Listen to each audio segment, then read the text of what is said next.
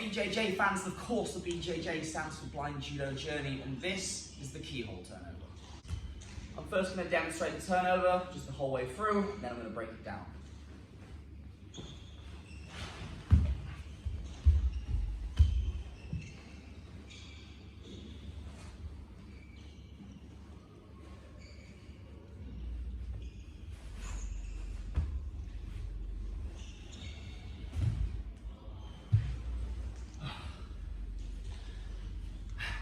So that's the keyhole turnover. Let's break it down. The way I look at keyhole, there are 5 parts. The first is quite simple, it's the catch. The catch is I'm going to take, I'm a righty, so my right hand is going to grab my partner's right wrist, okay? Just kind of under their armpit, grabbing that wrist, and keeping control of this wrist is the most important bit of this whole technique. If I ever lose this, I'm going to lose all control. So keeping that wrist. Second for the catch, I'm on my toes. Pressure is on my chest, on his back. It stops him running away, and always keeps pressure on him, reminding him I'm in charge. Finally, on my other hand, I'm going to grab the leg or the ankle, something like that, just so I'm in control of this side as well. We can transition into part 2.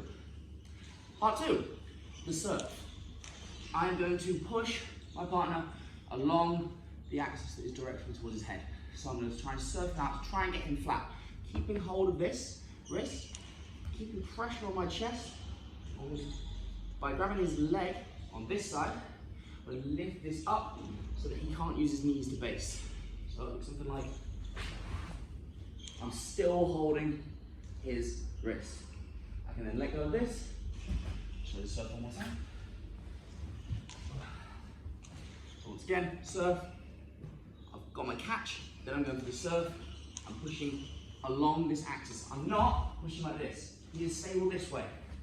He's not stable this way because I'm holding this wrist, pulling it in, stopping him basing, holding his back leg, stopping him basing. He will land on his face and he won't like you. From here, we are going to do the third part. I have taken the pressure off my partner because we're about to do a 2-hour judo session and I want him to still like me. But here, I'm still holding the wrist, I'm really strong, I'm just on my feet, okay? My feet and my chest are points of contact. I'm then going to take the hand that was on his leg, and also on his wrist. I'm going to pull his wrist through my belly button. I'm so strong here, I'm just putting a huge amount of pressure through his back, through his ribs on the floor. I'm still in control though. I'm then going to walk around to his head. And from here, as I'm pulling this arm up, I'm going to figure 4 my hands.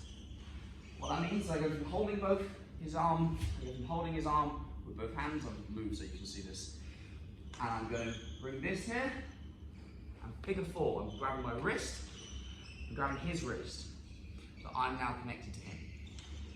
And with this, my knee has gone behind his head, he starts to turn away from me. I pull this into me. Keeps nice and control. This is the end of the figure 4, okay? I've also got my elbow on his ribs. That's still not comfortable. I'm still keeping pressure here. Sometimes I might want to lift him up a bit to create some more like pressure down to get more on his side, or I can just keep him flat for the moment whilst I do part 3, the tie-off. We go from our figure 4. I open out my hand that was holding my own wrist, still pinning his arm to him so he can't let go. I then use this hand that was holding his wrist to grab either his gi or his belt. I prefer the gi, it's easy to grab. And I'm going to pass it into my hand.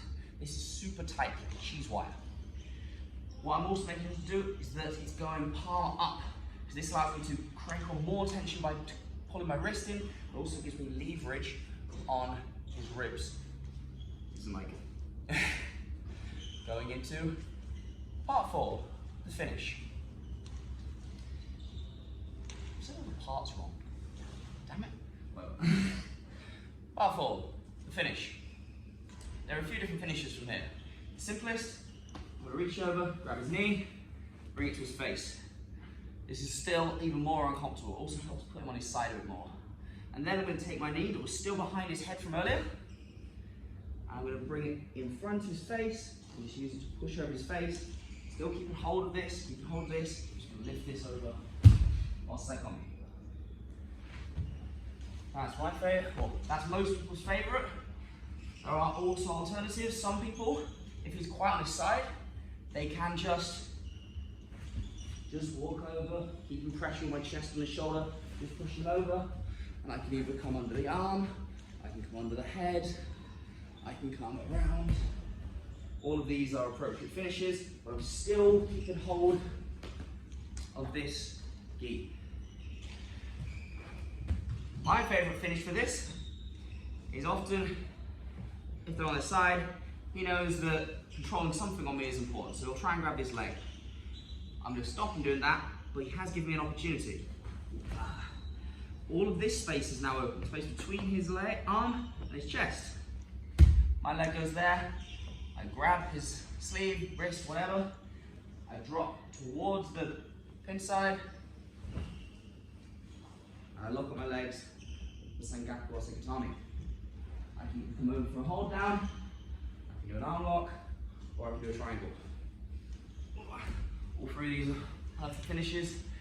Like I say, once we're at this position where I've got the hand tied off, there's a million different finishes and I should win from this position. I'll show you the technique all the way through one more time. So, part one, catch. Part two, serve. Part three, lock up. Part four, tie off. Part five, the finish. Thanks so much for watching that. I'm hoping to make a couple of tutorials on other things that we can do from that wrist catch so we can build a whole system around it. That is the keyhole, my favourite turnover. Thanks to Leon for being my own It's never fun doing this. It's like 20 minutes to get your face crushed. Okay, if you want to follow me on my blind judo journey into international visually impaired judo, please make sure to like, comment, share and subscribe. Sorry,